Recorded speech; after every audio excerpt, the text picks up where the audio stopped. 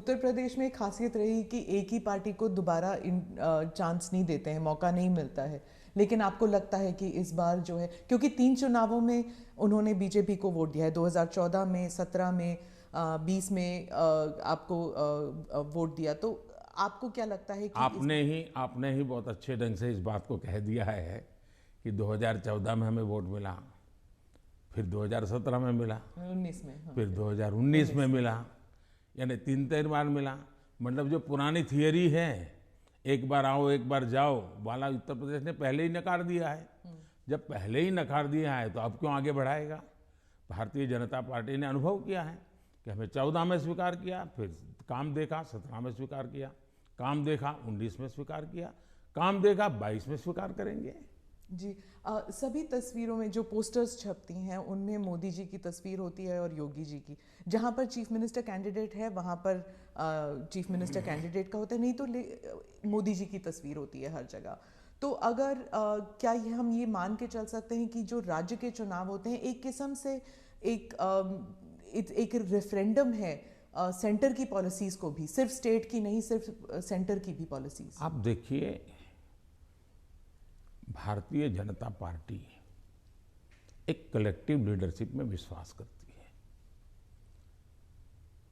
सामूहिकता में विश्वास करती है, और हम स्तर पर सामूहिक रूप से काम करने के आदी हैं।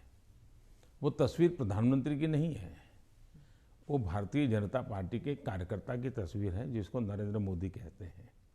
और कार्यकर्ताओं के साथ मेरा खड़ा रहना मेरे लिए गर्व का विषय होता है।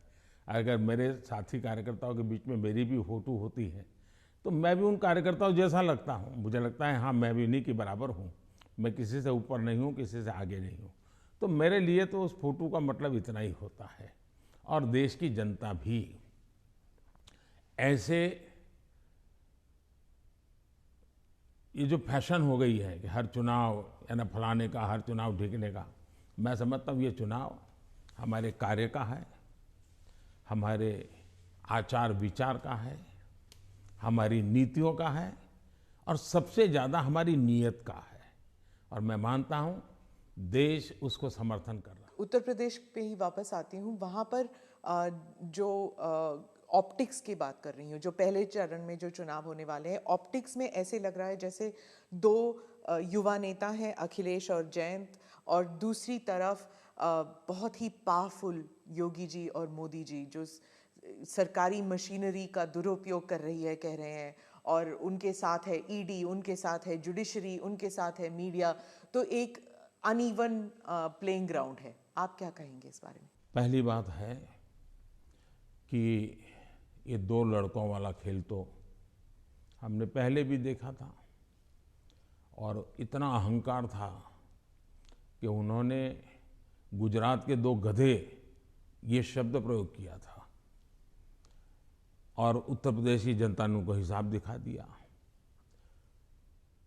और एक बार तो 2 लड़के भी थे और एक बुआ जी भी उनके साथ थी, फिर भी उनके हाल नहीं बना। क्योंकि उत्तर प्रदेश इस प्रकार के जोड़ से, अगर किसी को 25 साल पर मताधिकार मिलता है, मान लो 25 साल पर चुनाव लड़ने का हक मिलता है, मान लीजिए, मताधिकार तो 18 साल में मिल जाता है, लेकिन 25 साल पर उसको चुनाव लो। लेकिन कोई पिताजी ऐसा कहे कि देखो मेरा ये बेटा है वो 10 साल का है, ये बेटा है 15 साल का, दोनों 25 के हो गए, उनको चुनाव लड़ने दो, तो कोई लड़ने देगा क्या? ये बात चलती है कि ये मोदी दी एडमिनिस्ट्रेटर है। अब अगर आप मोदी द पॉलिटिशियन के बारे में बात करूं, तो जो पोलराइजेशन हमारे सोसाइटी में है वो हर इलेक्शन में उभर कर आती है, जाति के नाम पर हो या धर्म के नाम पर हो, कोई ना कोई किस्सा जरूर हो जाता है इलेक्शन से पहले। तो मोदी दी एडमिनिस्ट्रेटर आपने बता दिया आपने क्या क्या किया है, मोदी द पॉलिटिशियन नहीं कर पाया है अभी तक। पहली बात है कि भारतीय जनता पार्टी, उसका मंत्र है सबका साथ, सबका विकास, सबका विश्वास और सबका प्रयास। हमने हमारे इन सिद्धांतों को कभी बदला नहीं है। आपने मेरे मुंह से सैकड़ों बार इसको सुना होगा, और मैं तो देख रहा हूं इन दिनों दुनिया के देश भी मेरे इस वाक्य का अपनी भाषा में ट्रांसलेशन करके सुनाते हैं कि मोदी इन सिद्धांतों पे काम करते हैं। और इसलिए हम मानते हैं कि सबका साथ यही हमारा मंत्र रहा, हम करते हैं। समाज व्यवस्था तो है ही है, इसको तो कोई नकार नहीं सकता है। लेकिन हैरानी तब होती है जब मैं देख रहा हूं मीडिया में हम समाज को कोई दबा कुचला वर्ग हो, उसकी चिंता हमको करनी चाहिए, क्यों नहीं करनी चाहिए। लेकिन हम कहेंगे भाई इस समाज में अगर पंथ के आधार पर देखें तो इस संप्रदाय में इस प्रकार की जाति व्यवस्था का वर्णन करेंगे, और इस समाज में हम कभी नहीं करेंगे। क्या वहाँ भी समाज के और वर्गों में जातियाँ नहीं हैं, ऊंच नीच नहीं है, वहाँ पर बैकवर्ड नहीं। अब जैसे मेरे यहाँ गुजरात में मुस्लिम संप्रदाय में मैं समझता हूँ कि 70 जातियाँ ऐसी हैं जो ओबीसी हैं, और मेरे गुजरात में जब मैं था उनको ओबीसी की कैटेगरी में बेनिफिट मिलता था। लेकिन कभी मैं मीडिया में नहीं देख रहा हूँ कि भाई वहाँ कितने ओबीसी को टिकट मिला, वहाँ कितने पिछड़ों को टिकट मिला, कुछ नहीं। तो ये इस प्रकार की राजनीति कौन करते हैं जी? क्या इससे बाहर आना चाहिए कि नहीं आना चाहिए? हम टिकट देंगे तो भी जाति के आधार पर बंटवारा शुरू कर देते हैं, इसी भाषा में वर्णन करते हैं। किस जाति का कितना वोट मिलेगा ये भी कह रहे हैं।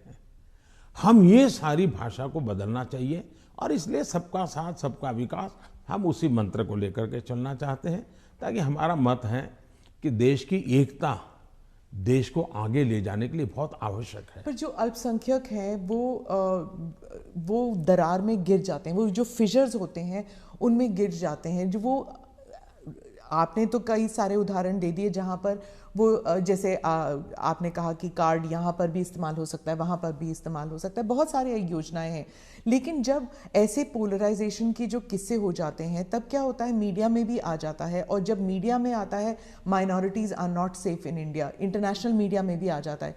जो पूंजी निवेश करना चाहता है बाहर बैठ के, वो सोचता है यहाँ पॉलिटिकल अनरेस्ट है, मैं क्यों यहाँ पर पैसे लगाऊं।